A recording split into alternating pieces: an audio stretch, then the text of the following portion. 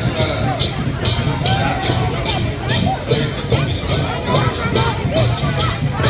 योभन्दा अघि चाहिँ के भनिन्थ्यो भने ईश्वर एउटै हो, हामी एक देश एक भाषा भनेर हामीलाई त्यो अँध्यारोमा राख्ने काम भएको थियो। र पछि चाहिँ हामीले होइन, ईश्वर पनि हाम्रो फरक छ, हाम्रो उत्पत्तिको कथा पनि फरक छ, हाम्रो जातीय इतिहासहरू फरक छ भन्ने कुरा हामीले जब गणतन्त्र स्थापना भएपछि यो कुराहरू भन्यौँ र हामीले हाम्रो संस्कृतिलाई यसरी भव्यताका साथ अगाडि ल्यायौँ। त्यसले चाहिँ यो राष्ट्र चाहिँ यति सुन्दर भएको छ।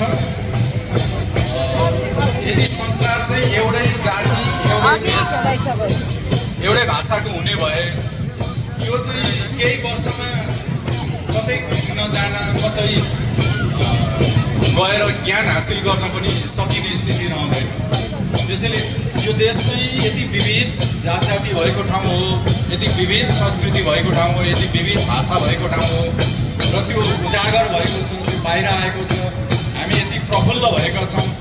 अहिले पूर्वमा चाहिँ साकेला नाचिन्छ, धान नाच नाचिन्छ, यालाकमा यो साकेला सेलीहरू नाचिएपछि हामीले हाम्रो देश यो पृथ्वीमा एउटा महान जातिहरू उत्पन्न भएको यो राष्ट्र हो। यो पृथ्वीकै सबभन्दा सुन्दर देश नेपाल बनाउनको निमित्त हामीले यो काम गरिरहेका छौँ र हाम्रो संस्कृतिले त्यो भूमिका निर्वाह गरिरहेछ भन्ने कुरा चाहिँ यो दृश्य हेर्दा थाहा हुन्छ। अब हामीले चाहिँ उँधौली पर्व काठमाडौँको टुडी खेलमा मनाउँदाखेरि अनि त्यहाँको नेवारहरूले जात्रा निकाल्दाखेरि साँच्चै यो देश चाहिँ यो पृथ्वीकै छुट्टै राष्ट्र हो भन्ने लाग्छ।